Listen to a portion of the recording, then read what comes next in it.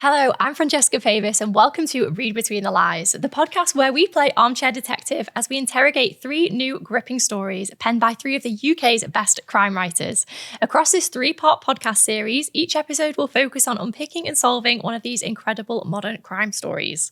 All of this is part of Take 5 to Stop Frauds campaign, where we're turning financial fraud awareness into edge-of-your-seat entertainment, or at least that is the aim. Joining us today is Vaseem, the award-winning author of The Q Mysteries, featuring Q from the James Bond franchise, a writer who knows exactly how to plant a clue, misdirect an audience, and keep us guessing until the very end. It's lovely to have you, Vaseem. Do you think your red herrings in fiction are going to help us play armchair detective today? Oh, absolutely. There's going to be twists, there's going to be turns, there's going to be cliffhangers. It's going to be an emotional roller coaster. Next, we have Clare Mackintosh, best-selling author of some of the UK's most gripping psychological thrillers, and with a background in policing, someone who understands both sides of the story, the crime and the consequences. Lovely to have you with us today, Clare. I'm very excited for your input with your police background. It's great to be here, but with 12 years in the police and the same again as a crime writer, the pressure is on now to spot those twists. We'll be counting on you. And finally, the focus of today's episode, Callie Taylor, or C.L. Taylor to many readers, whose twist-filled, emotionally charged novels have made her one of the most compelling voices in modern crime writing. It's so wonderful to have you here today, Callie. Do you think you're going to be playing a good armchair detective also? I'll do my absolute best. So before we kick off today's suspicious story, Callie's story focuses very much on a dream job and creating side hustles and how this is going to impact. Have any of you guys ever ventured into a side hustle? I had a side hustle years ago. I did one of, I won't name it, but I did one of those cosmetic, at-home party things. Okay. Which are they're a little bit pyramid-y, aren't they? They're, recruiting people, and I'm always quite wary of those now. Well, my side hustle is trying to play cricket and get paid for it, but it always works out the opposite way. I have to pay to play cricket because I'm so bad at it. So. I'm in a similar situation. I thought pottery painting was going to be a great side hustle until you end up paying more to go to the venue, buy the pottery, buy the paint. But, we live and we learn, don't we? So here's how the podcast today is going to work. We've broken down Callie's story into bite-sized chapters, which she is about to give us the lowdown on. And Claire, Vaseem and myself are going to play armchair detective and work out exactly what is going on in today's story. So Callie, take it away. Right. Act 1.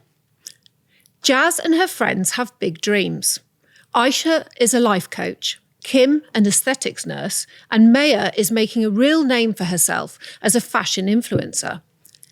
And Jazz has aspirations of becoming a makeup artist. It's her true passion and much more fun than a boring retail job. They may only be in their 20s, but it feels like the world's their oyster, especially when they come together on their Friday girls' nights. One such Friday, Jazz watches as Maya walks into the pub, an expensive-looking handbag in tow.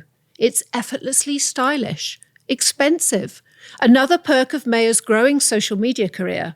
And unfortunately, the kind of thing Jazz could never justify buying.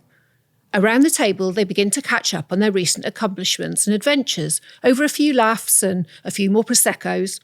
Jazz smiles and joins in, but can't help making quiet comparisons. She feels a step behind her impressive friends. Then Aisha interrupts the conversation with an announcement. She's planning a birthday trip to Jamaica. 2 weeks by the sea, a picture-perfect postcard offering a kind of escape that feels almost unreal. The accommodation, Aisha explains, is free. A connection through her mum, a generous offer from someone they've never met. For a moment, it feels like luck has firmly landed in their favour. But not everyone is convinced. Kim, ever the pragmatist, pauses, asking the question the others don't want to voice. Why would someone offer something like this for nothing? Aisha reassures them it's all legit. And just like that, the moment passes, and one by one, they agree. So I think first impressions, a free villa in Jamaica sounds like the dream. Wow. I mean, there's no such thing as a free lunch, is there? The problem is at that age is you think you're invincible and you want to you just want to get out and explore the world. And these things just sound so exciting. But for me, there are red flags everywhere. What about you, Vas? Well, it's too good to be true, isn't it? It's that whole thing about, if it looks too good to be true, it probably is too good to be true. But also there's, at that age, the fear of missing out. You know, you're being given this chance for an amazing sort of trip abroad. You can't turn it down. It's impossible almost. No, especially when all the girls are invited as well. So you wouldn't want to be the one that doesn't go. No, and it's hard. So is it Kim who's the sort of the voice of reason? She's the one who expresses it down. If you're the only person who's trying to sort of say, yeah, but what about this? What about that? It's quite easy to even to doubt yourself if everyone else is saying it's okay. And also, these are her friends. It's not, so, they don't know the person who's made the offer, but they're a group of friends. They trust each other. It's not like she's just met someone random in the pub who's suggested this. I can see how it would feel like a sensible thing to do and an exciting thing. Yeah. So at this stage, what do we think? Amazing opportunity, or are we hesitant?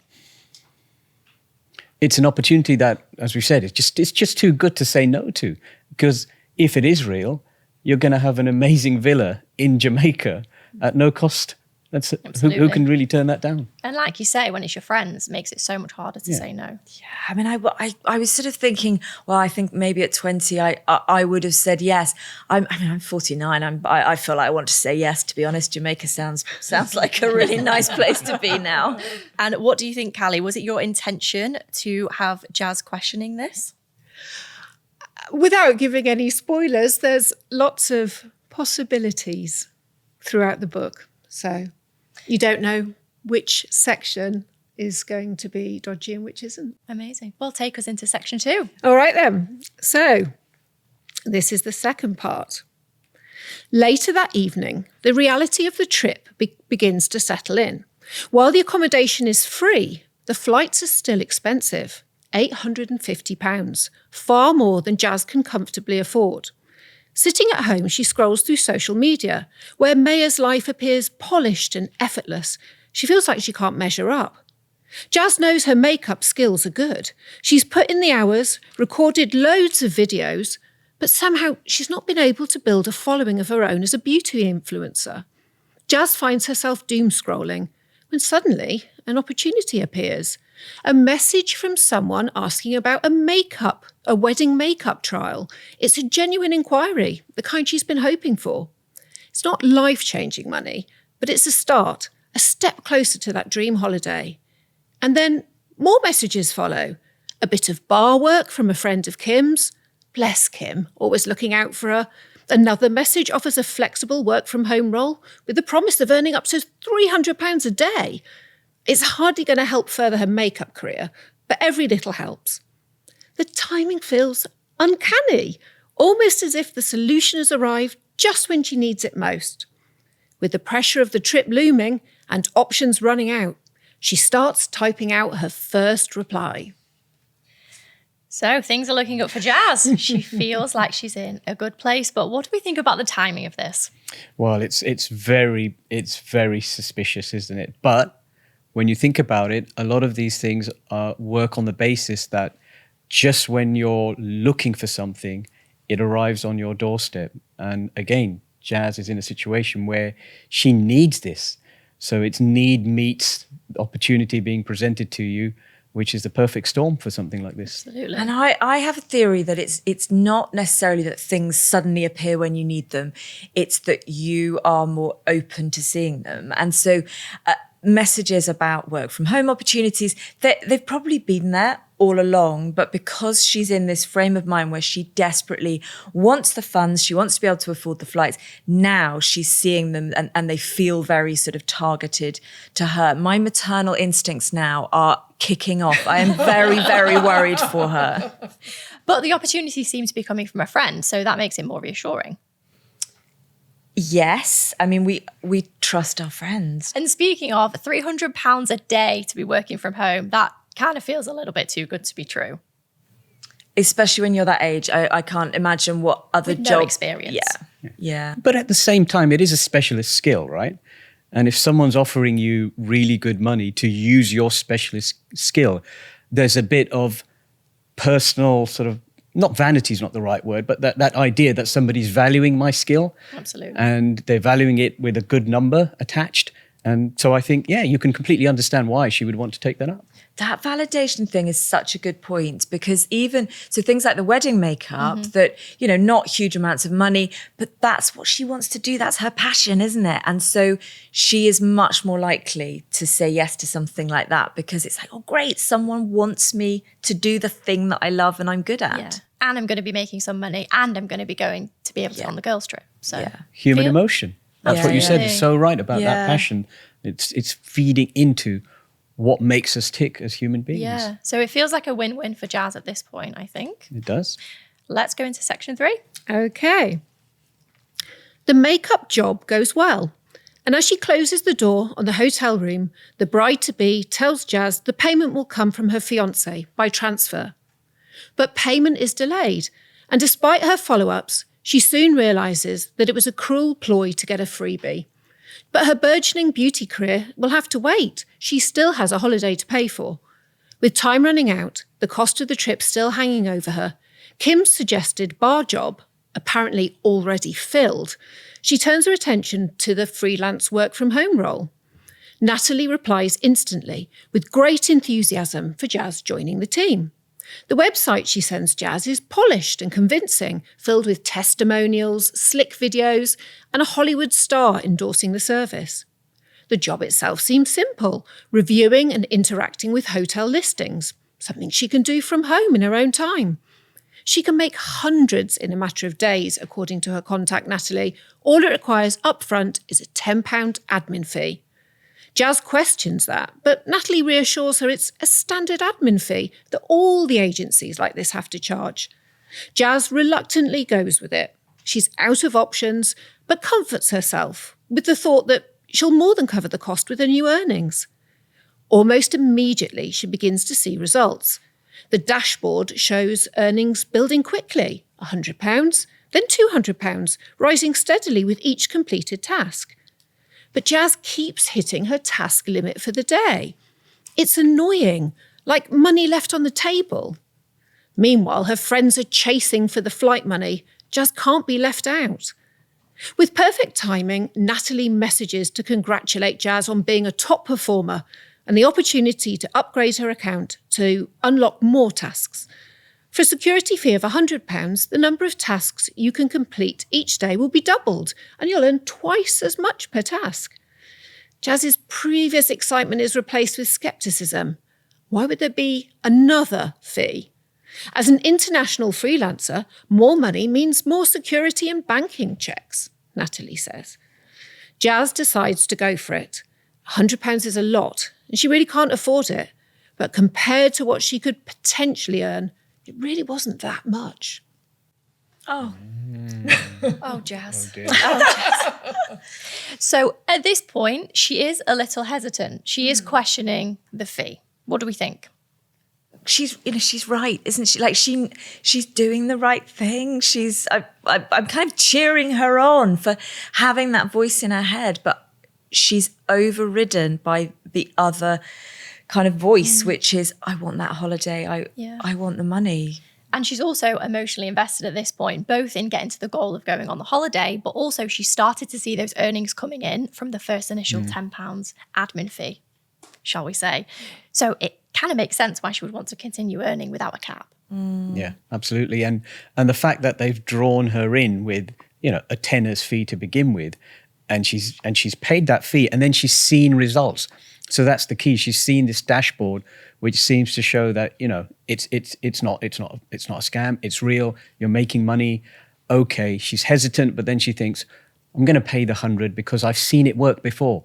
And suddenly I will be earning a lot more and all of my problems will be solved.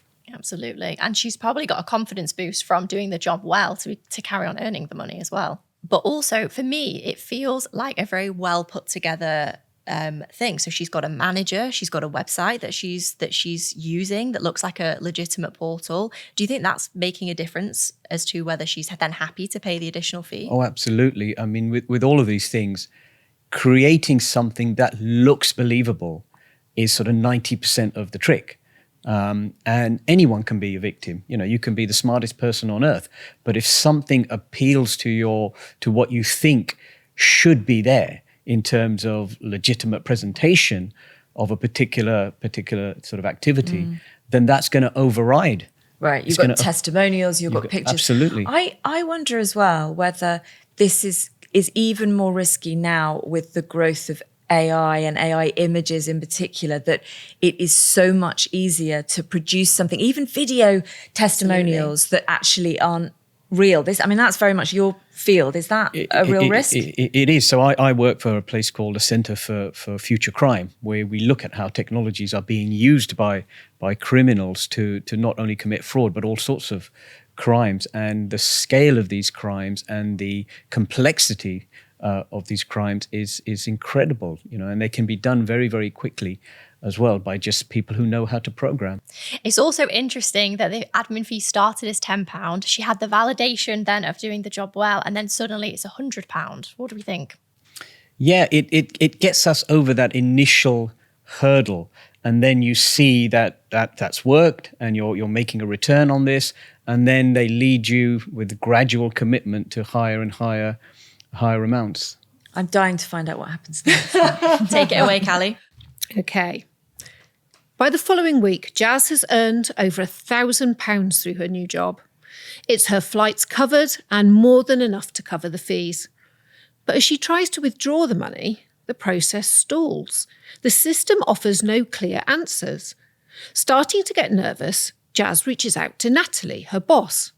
Suddenly, her super responsive contact is nowhere to be seen, and Jazz has absolutely no way to get her earnings. She casts her mind back. Maybe Kim can help. After all, didn't she forward the job in the first place? Kim is puzzled by Jazz's call. Sure, she sent her some bar work, but she's never even heard of this work from home job. Jazz desperately cycles through her messages, and sure enough, Kim is right. Natalie, the professional-looking website, it was a cold message. She wishes she'd followed up with Kim to check. Jazz has lost out on the £110 she put up. She's lost out on the chance to go to Jamaica, and she's lost her confidence. She feels embarrassed to even bring it up once the next girls' night rolls around. Sheepishly, she reveals her situation. The amazing holiday is not going to happen for her. But it turns out she's not alone. Maya, whose superstar influencer friend, has also lost out. In trying to build her brand, she'd bought her amazing followers. There was no loyal fan base and certainly no free handbags. And the website she'd used to buy the followers had captured her card details, and they'd been spending £10 here, £20 there, and it had really mounted up. Aisha offered to cancel the holiday. She said it wouldn't be the same without them.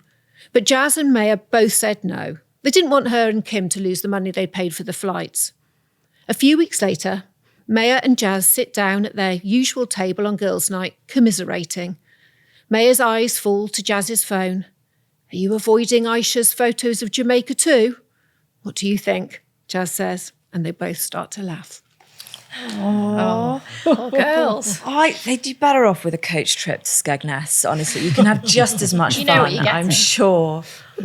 Oh, bless. I feel so sorry for them. It's just, you can see how it happens though, can't you? It feels like the pressure here is to keep up with friends, but little did they know they were all trying to keep up with each other. So there must be a conversation of transparency here that's needed, especially amongst this generation. Yeah, and you mentioned something which is such an important mechanism in all of these things, which is they're relying on your sense of embarrassment, of shame, and to not only prevent you from talking openly about it, but from seeking advice that might have helped you earlier on in the whole sort of pathway towards parting with your money. And you can understand that because these people are victims. But we have a tendency to blame ourselves of why didn't we spot this? I'm a smart person. Why didn't I spot this? But the key here with all of these things that you can be the smartest person on earth. You can be Albert Einstein and you can still fall prey to these people who are ruthless and they target you very specifically with things that they know might work more times than not. So looking back over everything we've heard, what do you think was the main turning point in Jazz's story? I think she panicked. I think if she had slowed down and taken the time to look through the messages, to say to, because she made an assumption that the working from home was from Kim. If she'd not panicked about the money and paused and said, Kim, what is this working from home thing? Did you send it to me? And if Kim had said no, she might have realised.